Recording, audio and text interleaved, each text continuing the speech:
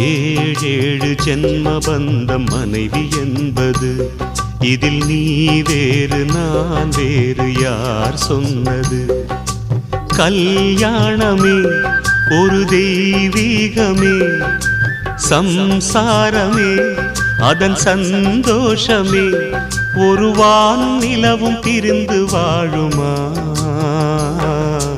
ஏழேழு ஜென்ம பந்தம் மனைவி என்பது, இதில் நீ வேறு நான் வேறு யார் சொன்னது?